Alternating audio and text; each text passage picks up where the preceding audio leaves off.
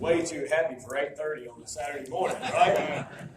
Amen. But when you know the Lord and you know God's people, we've got reason to be happy and joyful at all times. So it's really a blessing. I enjoyed the music and enjoyed singing, and glad we could get to be together here this morning.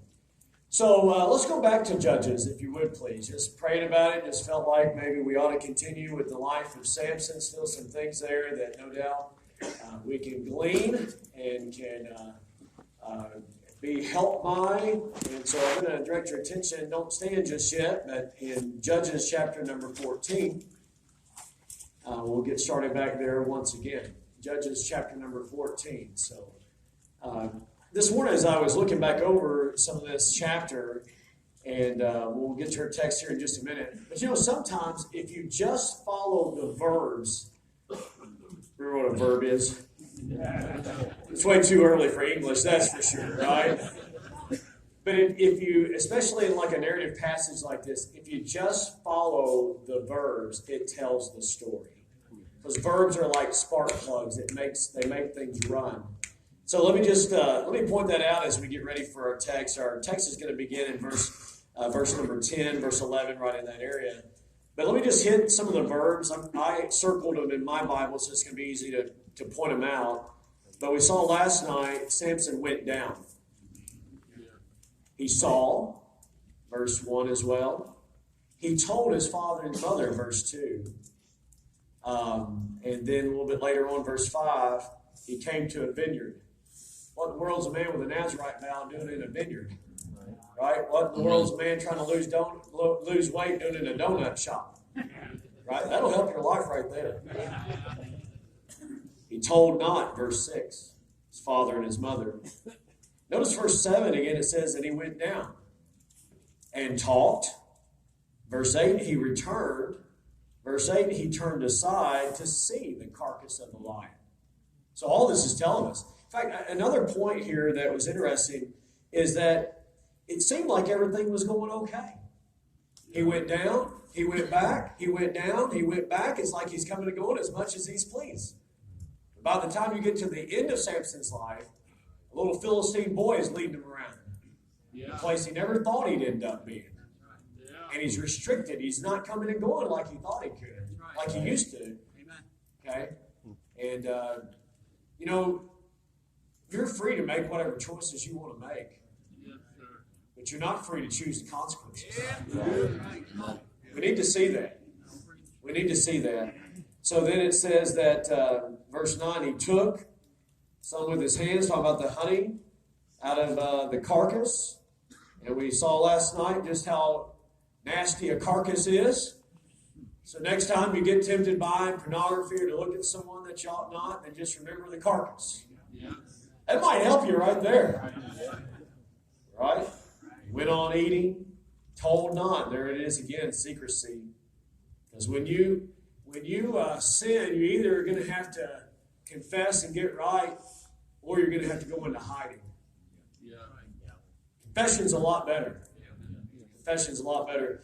But he told not then what had happened and where that honey was from. So then he went down again, verse 10, and made their feast. Now I'll stand in honor of God's word this morning as we read verses 11. We'll read through the rest of the chapter, and I'll give you the sermon title here in just a moment. So Judges chapter number 14 and verse 11 says, and it came to pass when they saw him, when they saw Samson, when these men that were there at that drunken party, which, by the way, what in the world is a man with a Nazarite vow doing at a Philistine drunken party? And they thought, they brought 30 companions to be with him. 30 companions to be with him. And Samson said unto them, I will now put forth a riddle unto you. If you can certainly declare it me within the 7 days of the feast, find it out, then I will give you 30 sheets and 30 changes of garments. But if you cannot declare it me, then shall you give me 30 sheets and 30 changes of garments. What in the world's an Israelite judge going to do with the Philistine wardrobe of 30 pieces? There's a lot of good questions right in here. He was going to be pretty swanky, wasn't he? Looking pretty dapper. Pretty much stuck on himself, isn't he? all about his image. They said, put forth thy riddle, that we may hear it. Verse 14 says, he said unto them, out of the eater came forth meat, and out of the strong came forth sweetness. They could not in 3 days expound the riddle. It came to pass on the 7th day that they said unto Samson's wife, now they're not quite married yet, they're betrothed, and so in that day and time, the engagement period was equal to their marriage, except they hadn't consummated the marriage yet. But so they say to his fiancée, that's what we would say, entice thy husband that we may declare unto us, that he may declare unto us the riddle, lest we burn thee in thy father's house. Well, that's a rather persuasive speech. Have ye called us to take that we have? Do you understand what they're asking right there? Are you in cahoots with him? Trying to get more money out of us for your big wedding feast? Well, right? Is it not so? All right, now look at verse 16. And Samson's wife wept before him. She turned on the tears and said, thou dost but hate me and lovest me not. You don't love me. Oh, mercy, I got to keep going right here.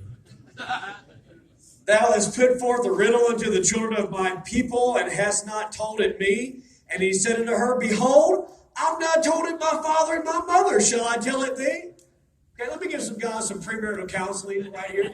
Don't say something dumb like that. I haven't told my mom and dad. You think I'm going to tell you? Don't say stuff like that. Just don't say stuff like that. All right, trying to help everybody here, right? She wept before him the 7 days. So it wasn't just the last part of this. I mean, she'd been doing this. She'd been trying to figure it out as well. She wept before him the 7 days while their feast lasted, and it came to pass on the 7th day that he told her. Why? Because she lay sore upon him. Everybody understand that? She was nagging him. And finally he said, all right already. I guess we don't have time to deal with all that's in this text, do we? She told the riddle to the children of her people. The men of the city said unto him on the 7th day before the sun went down, what is sweeter than honey? And what is stronger than a lion? And he said unto them, if you had not plowed with my heifer. Okay, let me help everybody else. A little bit more premarital counseling right here. Don't call her a heifer. I'm telling you, it won't go well. If you had not plowed with my heifer, you had not found out my riddle. In other words, he's saying, you cheated. You cheated. Right here, you cheated. Now notice what happens. This is so ironic. In many ways, it's rather puzzling. The Spirit of the Lord came upon him, and he went down to Ascalon and slew 30 men of them, and took their spoil, and gave change of garments unto them, which expounded the riddle, and his anger was kindled, and he went up to his father's house. He went back home without his wife, mind you. In fact, look what happens in verse 20. But Samson's wife, his fiancée, was given to his companion, his best man, whom he had used as his friend. All right, let's just read verse 1 of chapter 15. And I want to keep going in the final session, but this will help kind of segue into that a little bit. It came to pass within a while after, in the time of the wheat harvest, that Samson visited his wife with a kid. That'd be a little goat. And said, I will go unto my wife into the chamber, but her father would not suffer him to go in. And so then his father-in-law, would-be father-in-law explained, actually, I married her off to your best man. And he was there with his little goat.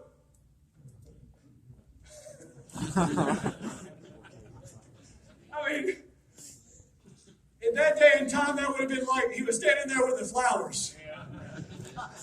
Flowers just like wilted. Or standing there with a box of chocolate. So, I mean, if things are real bad, try and go. Must be cultural. Man, he was irate. Here's my point, okay? It got confusing. It got puzzling. It got frustrating. Because that's what happens when you get out of God's will. This morning I want to just try to get this across here today and be a help. The title is simply this: Living a Perplexing Life. Living a perplexing life. The riddle of a man who was living for his pleasure rather than God's purpose for his life.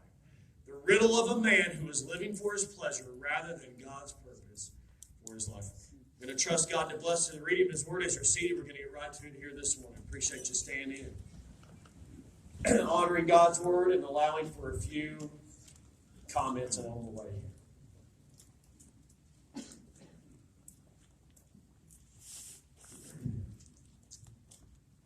I believe most of us enjoy a good riddle. My granddad, as I was growing up there in Kentucky, he always had some kind of saying or something kind of make you think. And so he'd say, two birds sitting on a line. One takes a notion to fly. How many are left? Two birds sitting on a line. You got it? One takes a notion to fly. How many are left? And I'd say, one. He said, no, two. Both of them just took a notion to fly. That didn't mean they flew. Come on. One baseball team beat another baseball team 18-0. But not a single man ran the bases. How did they win? 18-0, but not a single man ran the bases. Anybody know the answer to that one?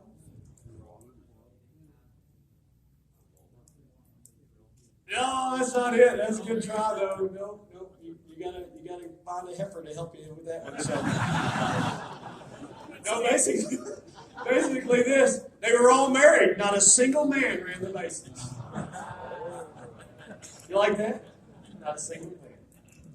Plane crashes on the border of the United States and Canada. Where do you bury the survivors? You don't bury survivors. It's good. How about this one? You ready? I'm not going to tell you the answer to this one.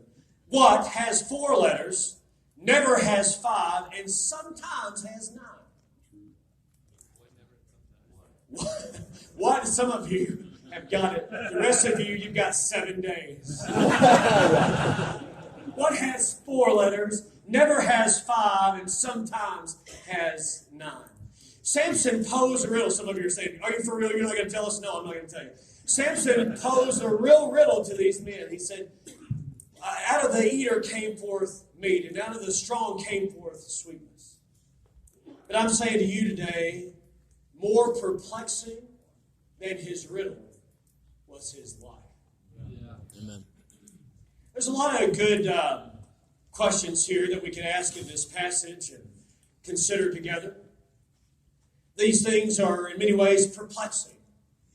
The word perplexing means bewildering, puzzling, complicated, confusing. Things like this you might ask. What's a Jewish man under a lifelong Nazirite vow doing at a Philistine drinking party? It's a good question. Why did he have such a strained relationship with such good parents? I realize they had issues, but nonetheless they tried to order him in the right way, and yet had a strained relationship. What's a man with God's call in his life to be a military leader doing in the region of the Philistines without the army? It's a good question. Why did he become a wedding coordinator rather than a war general? Why did he call his fiancée a heifer? I mean, that's maybe the biggest question on your mind. Samson had a God-given purpose, and yet he was living a rather perplexing life. He never dreamed that it would go this way. Yes. He never dreamed that it would end up like this. How many men have come to a place, how many of you would say, I never thought it'd go like this? Or you've said something like this, how in the world did I end up here. Yeah. How did we get to this place? You realize God does not suspend the law of gravity for you. He does not. He set the law of gravity into motion. He does not suspend the law of gravity for anybody. I mentioned last night, listening to the audio version of that book, The Purity Principle, and a man sat in the pastor's office there, and he says, Pastor, I don't understand how this happened. In fact, he even said this, I don't know why God let this happen. You committed adultery.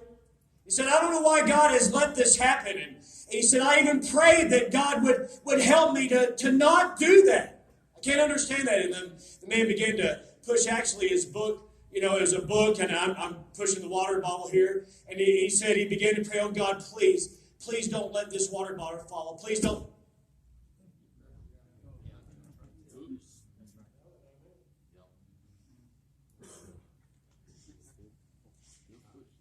God's not going to suspend the law of gravity. That man's life got to where it was because he thought himself there. That's right. Amen. Yeah. And he didn't take responsibility for his thoughts. By the way, our generation is not going to be exempt from the law of sin and death. Yes, sir. Amen. The law of gravity is going to be in effect for every single generation. Men do dumb things. Samson had all kinds of spiritual advantages, and yet he lived for his flesh. He saw a woman, listen to this, he made a monumental decision based on a wrong foundation. He based it on what he saw. Can I say something since we're into this premarital counseling effort here, to those of you that aren't married, hey, I'm telling you, who you marry is your most important decision apart from your salvation. Amen. And don't make such a monumental decision just based on what you see. That's right. You better make sure that she's got character that is there. You better make sure she's got a beauty that doesn't wash off in the rain. Yep. Or you better make sure she's got a beauty that's going to last the test of time. Yep. Because by the time we get to be 80 years old, we're all looking about the same. Yeah. Yes, sir. Amen. Better make sure that she's not just someone that has beauty, and yet it's like Solomon said that beauty in a woman that doesn't have discretion is kind of like a pig that's wearing a nose ring. Yeah. I'm paraphrasing that, but that's basically what he's saying. The beauty is the nose ring. Her character is the hog. She's beautiful, but she's rather piggish. Don't marry Miss Piggy.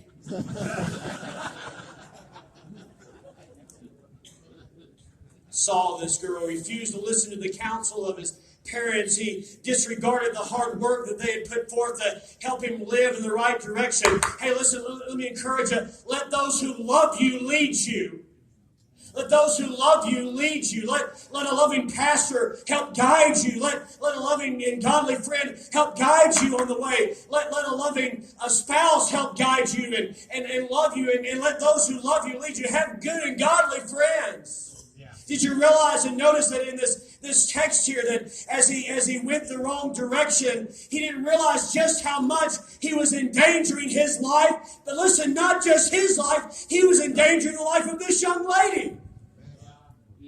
By the time you get to chapter 15, they do just exactly as they threatened that they would. They burned down her father's house. He died and she died. Why? Because a man who knew what God's will was for his life just ventured out on his own journey. Hey, I'm telling you, man, listen, the decisions that you're making and the decisions that I'm making, they don't just impact our own individual lives. They affect your children and even grandchildren and others around you and even churches and youth groups and so forth. Hey, I'm telling you, your decisions have a bigger bearing than just on you.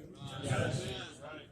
It had a huge bearing on this young lady and endangered her life as well as his. And he thought he was getting by with it. He thought he was just going on just like nothing's going to happen to me. And listen, I'm telling you, you can think that you're going to get away with this, but eventually it's going to catch up with you. He wasted his potential to be used by God because his appetite for the forbidden led him away from his God-given purpose. Next thing you know, he's in this group of 30 Philistine men, and they're having a drunken feast. How many men, even in Baptist churches, have ended up at some drunken bars? In fact, our text pointed out that it's what the men used to do. Isn't it ironic that here's a man with a Nazirite vow on him, and here's a group of Philistines that are much more concerned about their customs and their ways than what he was in his ways? It's ironic that the people of the world are much more committed to their way of life than the people of God are committed to God's way of life. In fact, the people of the world are faithful to frequent bars at nearly every night, and yet it's hard to get God's people sometimes to attend church services at night. People of the bar, are we doing all right? Is this making sense? Is it too early for conviction, or are we all right? Amen. People of the bar, they'll stay late if the game goes late. In fact, some of the best games in sports history are those that have gone into overtime. But when the preacher starts to go late, hey, some of the best sermons have gone into overtime. But God's people start looking at the watch and think, come on, man. Not ironic. 30 attendants. In fact, what's going on here? I just want to deal with this. And 30 attendants. Why were there 30 men here? And that's a rather large wedding party. I had, I think, maybe 4 groomsmen. Is that what they're called? Yeah, groomsmen. And she had the bridesmaids, and my dad was my best man. He said, because I am your best man. And so I had some men that meant something, to my life. But that's not really what's going on here. What's going on here is, listen, they knew he was an Israelite that was out of place. That's right. And they put 30 men there to kind of keep an eye on this strong man. Here's why. Because even the world knows when a child of God's out of place.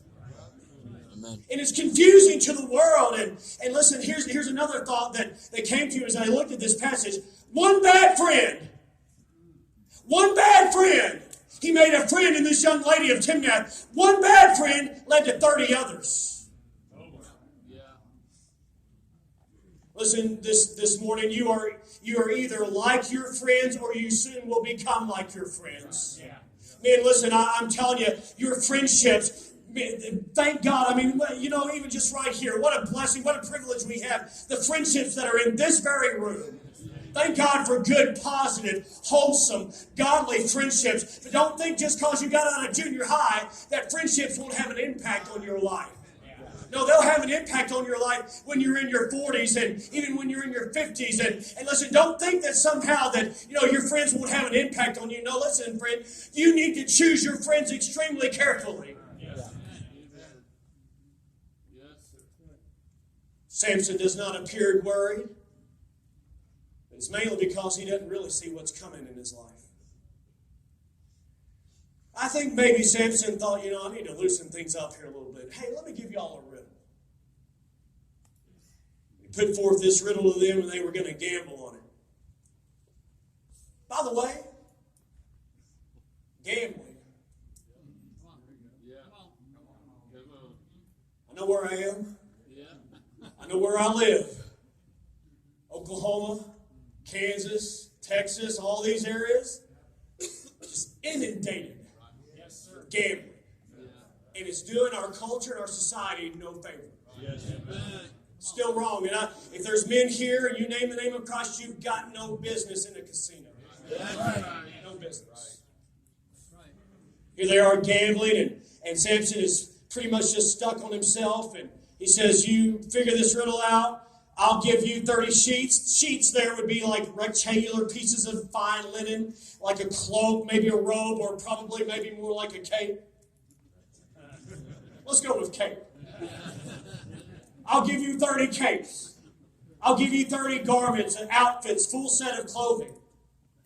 So one man said, if the Philistines win, each of them can sport a new outfit at the next Dagon festival. If the Philistines lose, Samson will own the swankiest wardrobe in the county. Let's focus on his image. Too many men too focused on our images. Yeah.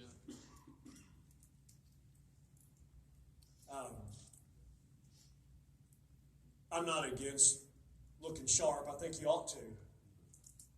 I'm not against hairstyles.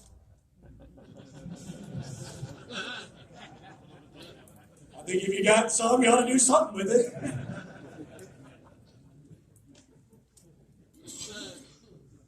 I'm not against working out. I enjoy running most days. Try to get in some miles.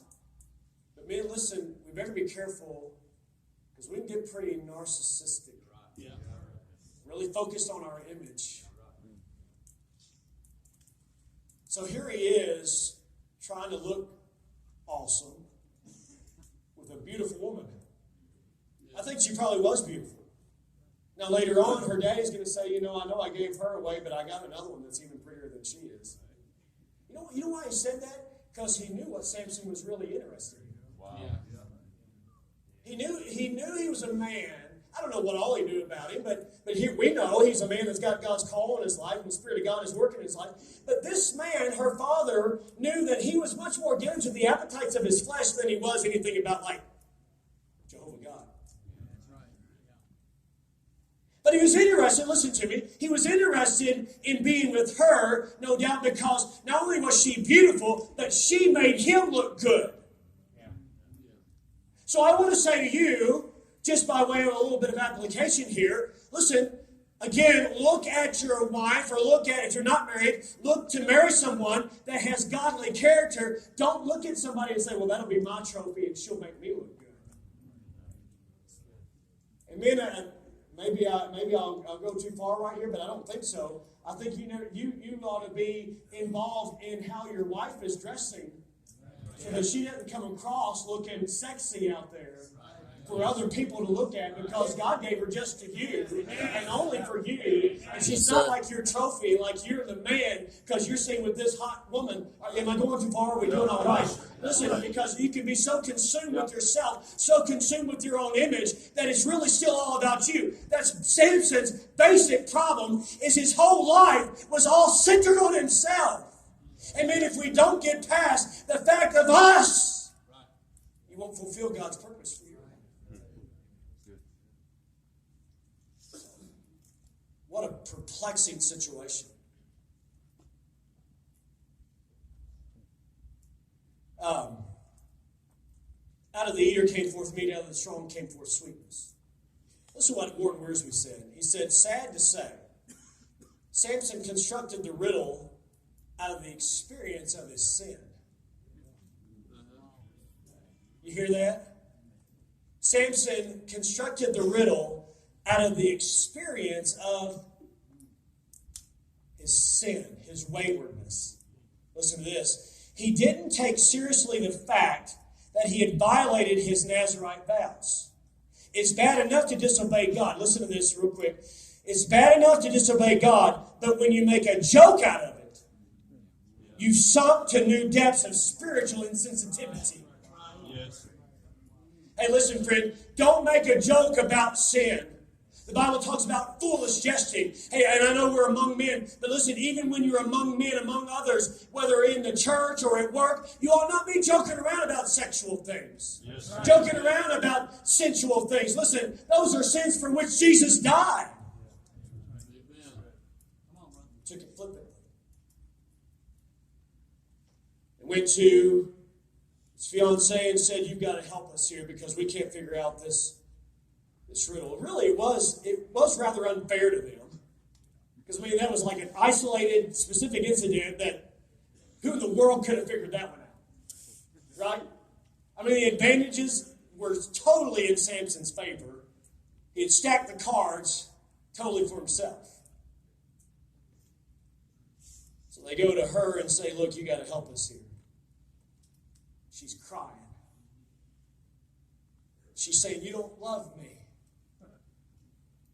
I think maybe he'd embraced her and she's crying on his shoulder and getting him.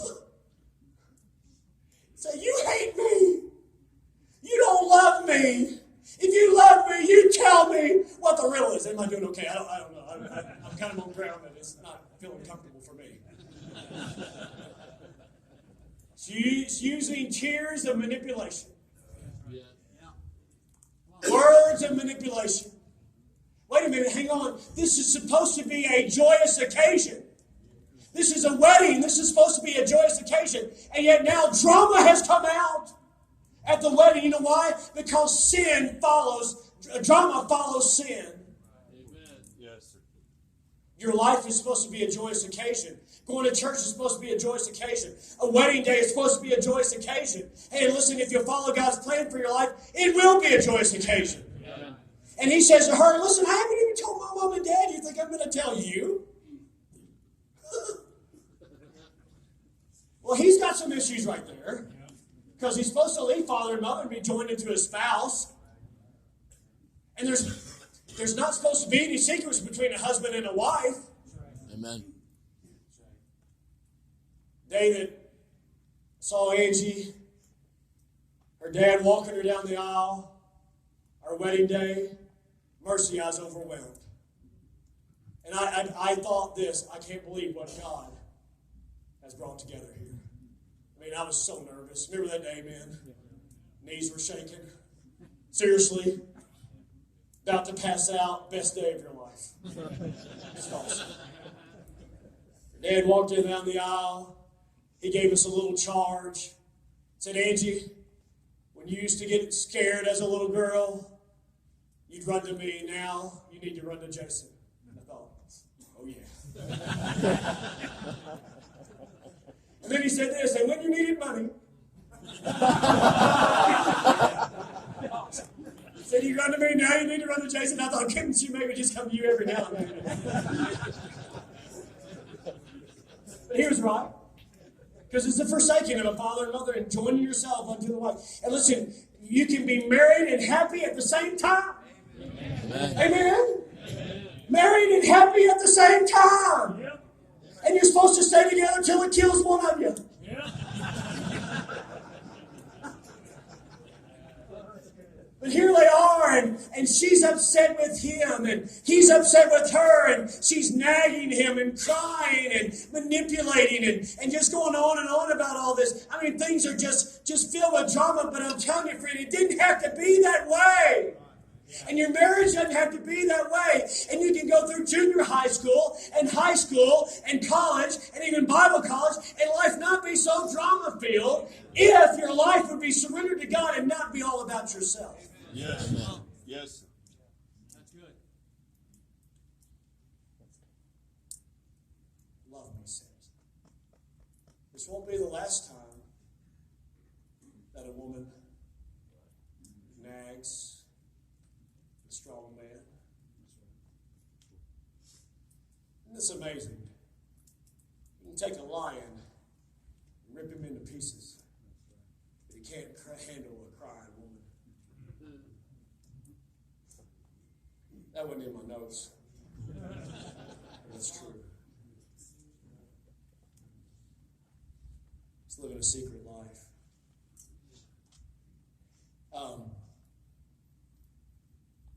You're not ready to marry if your heart's not right with your parents. Right.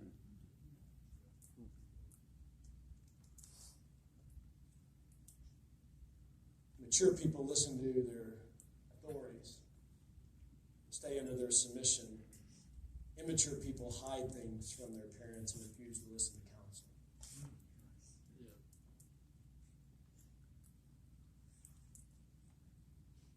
Obviously, you're not ready to marry if your heart isn't right with your spouse to be. He was more committed to his parents than he was with her. I'm going to quote Warren Wiersbe again. He said this: first, the Philistine woman enticed him, then she controlled him.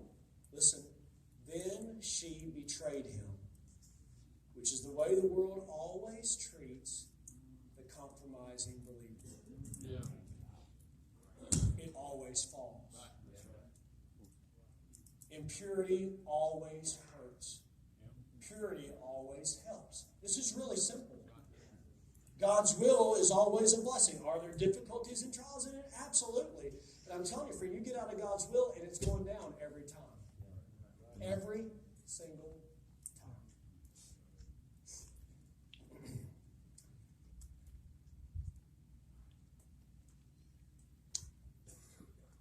Said you've cheated.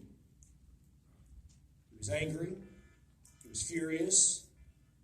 He went back home upset, confused, disappointed. Why? Let me give it to you.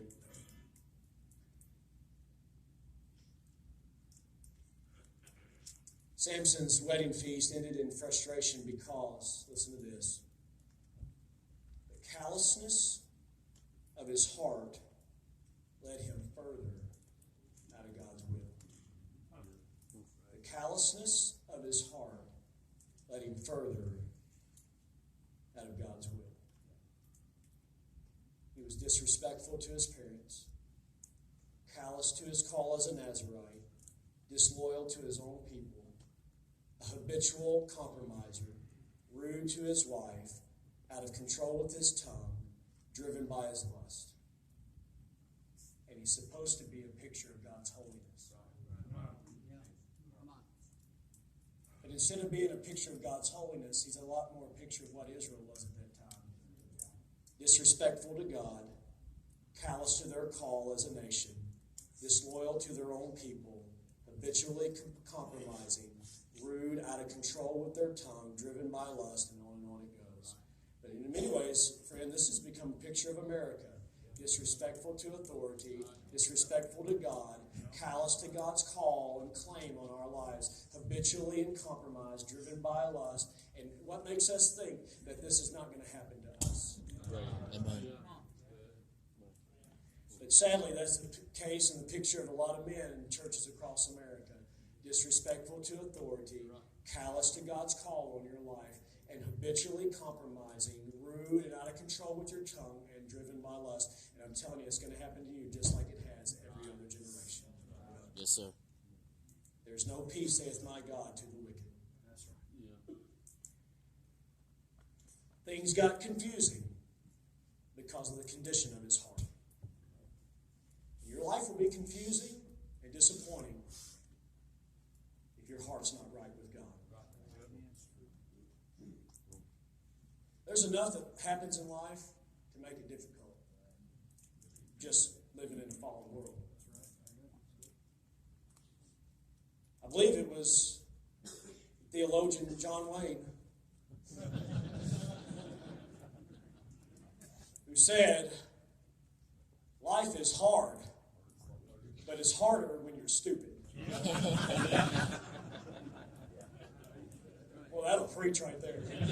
Life is hard, but it's harder when you're stupid. Because now you're not only dealing with the circumstances of life, now you're dealing with consequences. If your smartphone is causing you to act like an idiot, get a dumb phone. Amen. Like an old Nokia that you can chop the tires on your trailer with it. The old bar phone. Something like that. Just go without a phone entirely. If your phone, I'm just saying, the phone's not the problem. It's your heart that's the problem. But you may have to go to some drastic measures to get control of where your heart is. Yeah.